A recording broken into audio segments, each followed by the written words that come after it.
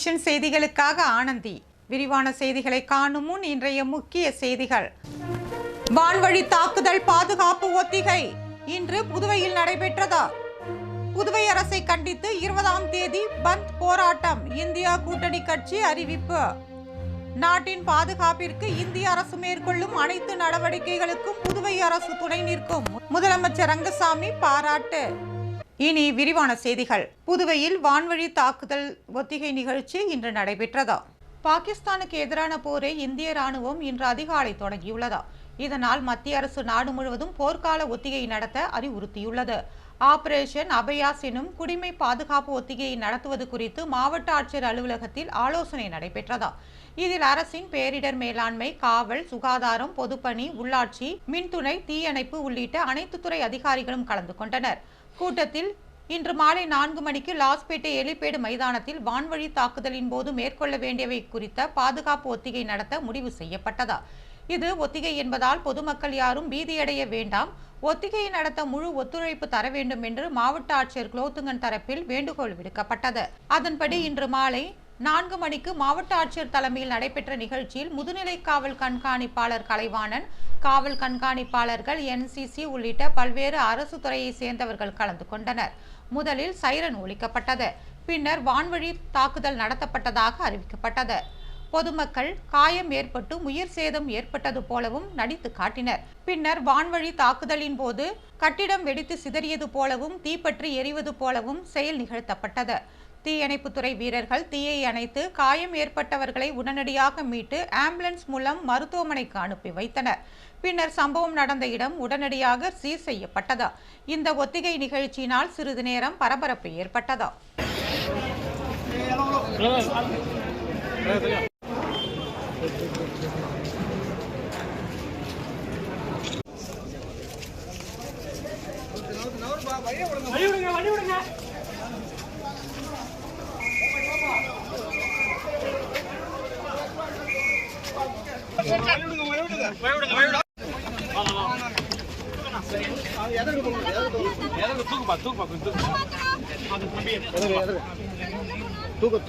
புதுவை அரசை கண்டித்து வரும் 20ஆம் தேதி முழு அடைப்பு போராட்டம் நடத்தப்படும் என்று இந்தியா கூட்டணி கட்சிகள் அறிவித்துள்ளன.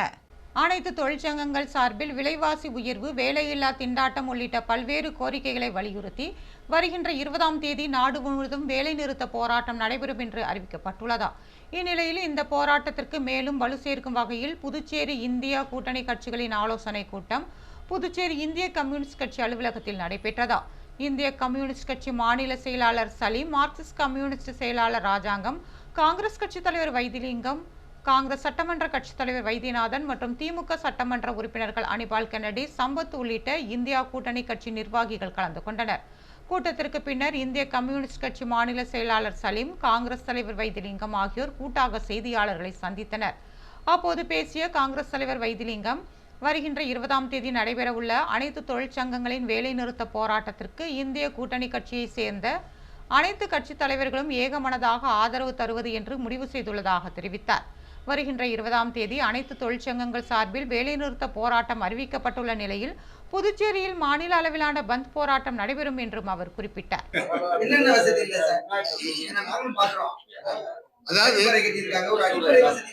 அதாவது நீங்க நல்லா யோசனை பண்ணி பாருங்க. அதாவது நான் இதை சொல்லல, அதாவது ஒரு உதாரணம் சொல்றேன். வெளியூர்ல இருந்து வர்றவங்க தமிழ் தெரியாதவங்களுக்கு ஆங்கிலத்துல எந்த விதமான நோட்டீஸும் இல்லை. ஒரு உதாரணம், அதாவது அப்படி இல்லை, ஆங்கிலமும் தமிழும் இருக்கணும். எப்படி ஆங்கிலமும் தமிழும் இருக்கிறது தான் பழக்கம். நாட்டின் பாதுகாப்பிற்கு இந்திய அரசு மேற்கொள்ளும் அனைத்து நடவடிக்கைகளுக்கும் புதுச்சேரி துணை நிற்கும் என்று முதலமைச்சர் ரங்கசாமி தெரிவித்துள்ளார். முதலமைச்சர் ரங்கசாமி வெளியிட்டுள்ள அறிக்கையில், பாகிஸ்தான் மற்றும் பாகிஸ்தான் ஆக்கிரமிப்பு காஷ்மீரில் இயங்கி வந்த பயங்கரவாத முகாம்களை குறிவைத்து இந்திய ராணுவம் ஆபரேஷன் சிந்தூர் என்ற பெயரில் தாக்குதலை வெற்றிகரமாக நடத்தியதன் மூலம் பஹல்காமில் நடந்த பயங்கரவாத தாக்குதலுக்கு இந்திய ராணுவம் தகுந்த பதிலடி கொடுத்துள்ளதாகவும், நாட்டின் அமைதியை சீர்குலைக்க முயலும் பயங்கரவாதிகளுக்கு எதிராக இந்த நடவடிக்கையை வெற்றிகரமாக மேற்கொண்ட பாரத பிரதமர் நரேந்திர மோடிக்கும் இந்திய ராணுவத்திற்கும் தனது சார்பிலும் புதுச்சேரி மக்கள் சார்பிலும் பாராட்டுதல்களை தெரிவித்துக் கொள்வதாக கூறியுள்ளார். பயங்கரவாதத்திற்கு எதிராகவும் நாட்டின் பாதுகாப்பிற்காகவும் இந்திய அரசு மேற்கொள்ளும் அனைத்து நடவடிக்கைகளுக்கும் புதுச்சேரி அரசு என்றும் துணை நிற்கும் என்றும் அந்த அறிக்கையில் முதலமைச்சர் ரங்கசாமி குறிப்பிட்டுள்ளார். பிள்ளையார்குப்பம் கூத்தாண்டவர் கோவில் திருவிழா கொடியேற்றத்துடன் தொடங்கியுள்ளது. புதுவை பிள்ளையார்குப்பம் கூத்தாண்டவர் கோவில் திருவிழாவின் கொடியேற்ற நிகழ்ச்சி சித்திரை மாதத்தில் நடைபெறுவது வழக்கம். இதனை முன்னிட்டு நேற்று கிராம மக்கள் கொடியேற்றும் நிகழ்ச்சி நடத்தப்பட்டது. முன்னதாக ஸ்ரீ மீனாட்சி அம்மன் ஆராதனை, சாகை வார்த்தல், ஊரணி பொங்கல் படைத்தல் ஆகிய நிகழ்ச்சிகளும், இதனைத் தொடர்ந்து ஸ்ரீ கூத்தாண்டவர் ஆலயத்தில் கிராம மக்கள் கொடியேற்றும் நிகழ்ச்சி நடைபெற்றது. விழாவின் ஒரு பகுதியாக வருகின்ற 13ஆம் தேதி செவ்வாய்க்கிழமையன்று கூத்தாண்டவருக்கு பக்தர்கள் தாலி கட்டும் நிகழ்ச்சி நடைபெறுகிறது. இதனைத் தொடர்ந்து சிறப்பு அலங்காரத்தில் வீதி உலா செல்லும் நிகழ்ச்சியும், திருக்கல்யாணத்தை தொடர்ந்து 14ஆம் தேதி புதன்கிழமையன்று ஸ்ரீ கூத்தாண்டவர் சுவாமி திருத்தேர் உற்சவ நிகழ்ச்சியும் நடைபெறவுள்ளது. இதனைத் தொடர்ந்து அழுகல நிகழ்ச்சி நடைபெறும். தொடர்ந்து மே 29ஆம் தேதி படுகளம் எழுப்புதல் நிகழ்ச்சி நடைபெறுகிறது. விழாவில் ஏராளமான திருநங்கையர் கலந்து கொள்ள உள்ளனர். நிகழ்ச்சிக்கான ஏற்பாட்டினை கோவில் நிர்வாக அதிகாரி மற்றும் பிள்ளையார்குப்பம் கிராம பொதுமக்கள், இளைஞர்கள் செய்து வருகின்றனர்.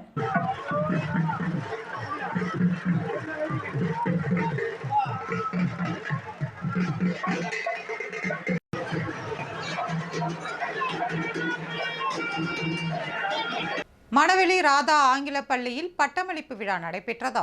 புதுச்சேரி அரியாங்குப்பம் மணவெளியில் உள்ள ராதா ஆங்கில மேல்நிலைப் பள்ளியில் பட்டமளிப்பு விழா சிறப்பாக நடைபெற்றது. சிறப்பு விருந்தினராக புதுச்சேரி தனியார் பள்ளி கூட்டமைப்பின் தலைவர் ரங்கநாதன் கலந்து கொண்டார். பள்ளி தாளாளர் பரமானந்தம் மற்றும் பள்ளி முதல்வர் பெர்லின் ஜெயக்குமார் ஆகியோர் மாணவிகளுக்கு பட்டங்களை அளித்து வாழ்த்து தெரிவித்தனர். பள்ளி ஆசிரியர் மாலா மாணவர்களுக்கு சிறப்புகளை வர்ணனை செய்தார். பள்ளி ஆசிரியர் மலர்கொடி, வனிதா, உமா ஆகியோர் நிகழ்ச்சிக்கான ஏற்பாடுகளை செய்திருந்தனர். பள்ளி ஆசிரியர் ஸ்ரீகங்கா நன்றி உரையாற்றினார். விழாவினை ஆசிரியர்களும் பெற்றோர்களும் கலந்து கொண்டு சிறப்புற செய்தனர். மதிமுக உதய நாளை முன்னிட்டு மதிமுக நிர்வாகிகள் உடல் தானம் செய்தனர். மறுமலர்ச்சி திராவிட முன்னேற்ற கழகத்தின் 32வது உதய நாளை முன்னிட்டு புதுச்சேரி மாநில மறுமலர்ச்சி திமுக சார்பில் மாநில கழக அமைப்பாளர் ஹேமா பாண்டுரங்கன் தலைமையில் 100க்கும் மேற்பட்ட இளைஞர்கள் இருசக்கர வாகனத்தில் ஊர்வலமாக வந்து கழக கொடியேற்றி அண்ணா சிலைக்கு மாலை அணிவித்தனர். தொடர்ந்து கழக நிர்வாகிகள் உடல் உறுப்பு தானம், கண்தானம் ஆகியவற்றை செய்தனர். பின்னர் அன்னதானம் வழங்கப்பட்டது. மறுமலர்ச்சி திராவிட கழக தலைமை கழகத்தில் இருந்து மறுமலர்ச்சி தொழிலாளர் முன்னணியின் தலைவர் வெங்கடேசன் மற்றும் பொதுச் செயலாளர் ஆவடி அந்தரிதாஸ் ஆகியோர் கலந்து கொண்டனர்.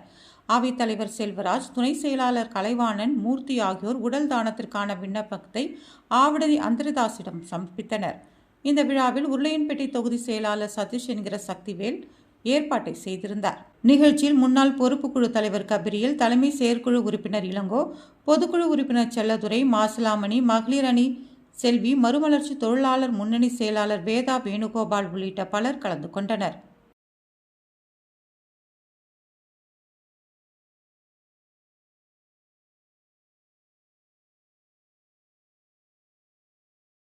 களித்தீர்த்தால் குப்பத்தில் பாலக்குட்டையை ஆழப்படுத்தும் பணியினை சட்டமன்ற உறுப்பினர் அங்காளன் தொடங்கி வைத்தார்.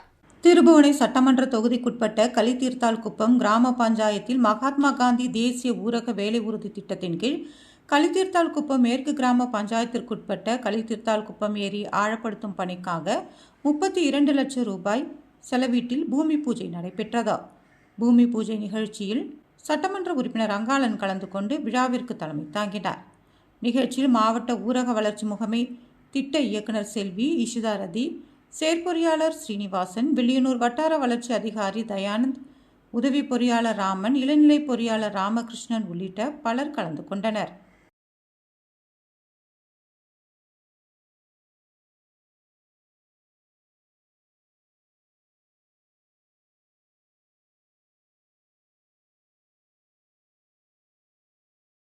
பூலோக மாரியம்மன் கோவிலில் நடைபெற்ற பால்குட அபிஷேகத்தில் ஏராளமான பக்தர்கள் கலந்து கொண்டனர்.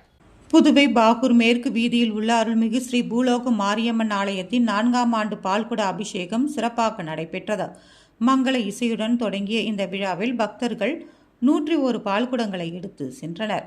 பாகூர் தாமரைக்குளம் நடுக்கரையில் பூங்கரகம் அலங்கரிக்கப்பட்டு கரகத்துடன் சேர்ந்து பால்குடம் எடுத்து மாட வீதிகளில் வலம் வந்து அம்மனுக்கு அபிஷேகம் செய்யப்பட்டது. இதனைத் தொடர்ந்து சிறப்பு பூஜைகள் நடைபெற்றது. தொடர்ந்து அன்னதானம் வழங்கப்பட்டது. பின்னர் பூலோக மாரியம்மன் வீதி உலா செல்லும் நிகழ்ச்சி நடைபெற்றது. விழாவிற்கான ஏற்பாடுகளை கைப்பந்து பயிற்சியாளர் வேணுகோபால் குடும்பத்தினர் மற்றும் பாஸ்கர், சத்யவாணி, ஹரிபிரசாத், சிவபாலன், அறங்காவலர் குழுவினர் மற்றும் கிராமவாசிகள் செய்திருந்தனர்.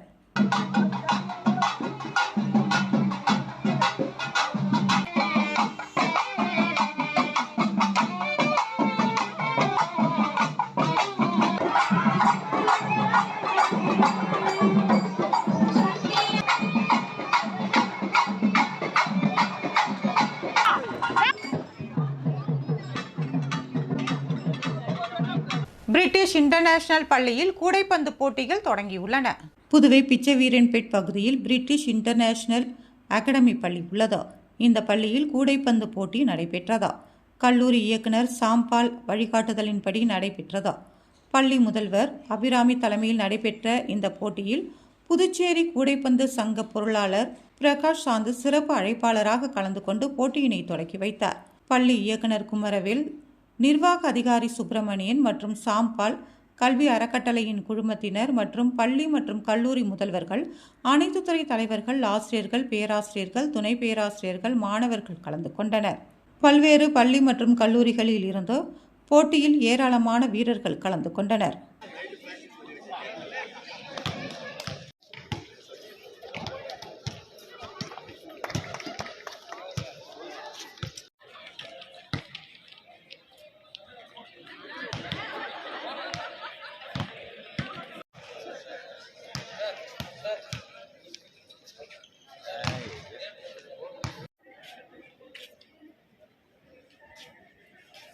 எங்கடா மார்க்கெட் கூப்பிடுறேன் போயிட்டு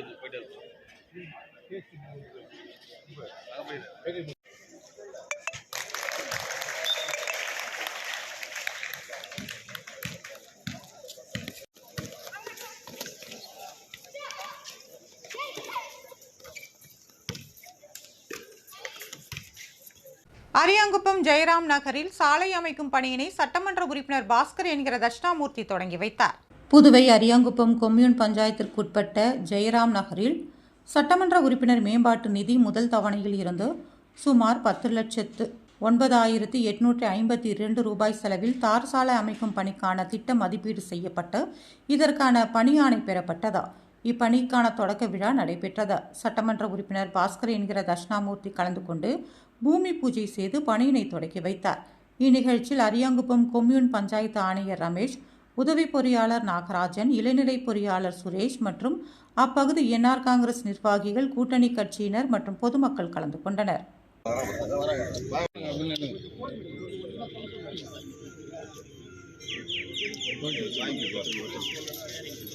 சாக்லேட் எடுத்து கொடுங்கப்பா.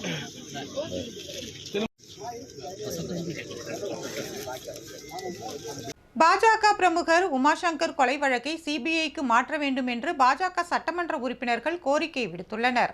புதுச்சேரியில் பாஜக பிரமுகர் உமாசங்கர் கடந்த 26ஆம் தேதி சாமிப்பிள்ளை தோட்டம் பகுதியைச் சேர்ந்த ரவுடி கர்ணா தலைமையிலான கும்பல் வெட்டி படுகொலை செய்த நிலையில் லாஸ்பேட்டை காவல் நிலையத்தில் வழக்கு பதிவு செய்யப்பட்டுள்ளது.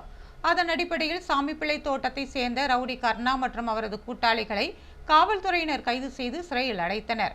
இருப்பினும் உமாசங்கர் கொலை தொடர்பாக பல்வேறு குழப்பங்களும் மாறுபட்ட கருத்துகளும் நிலவி வரும் நிலையில் சிபிஐ மூலம் நீதி விசாரணை செய்யப்பட வேண்டும் என்று பாஜக சட்டமன்ற உறுப்பினர்கள் ஜான்குமார், கல்யாண சுந்தரம், ரிச்சர்ட் ஜான்குமார் மற்றும் பாஜக ஆதரவு சட்டமன்ற உறுப்பினர்கள் சிவசங்கரன், கொல்லப்பள்ளி ஸ்ரீனிவாஸ் ஆகியோர் இன்று மத்திய புலனாய்வுத்துறை அமைச்சர் ஜிதேந்திர சிங்கை புதுடெல்லி நாடாளுமன்ற அலுவலகத்தில் சந்தித்து கோரிக்கை மனு அளித்தனர். புதுவையில் இன்றைய தங்கம் மற்றும் வெள்ளி விலை விவரம். தங்கம் 1 கிராம் 9,075 ரூபாய். ஒரு சவரன் தங்கம் 72,600 ரூபாய். வெள்ளி 10 கிராம் 1,080 ரூபாய்.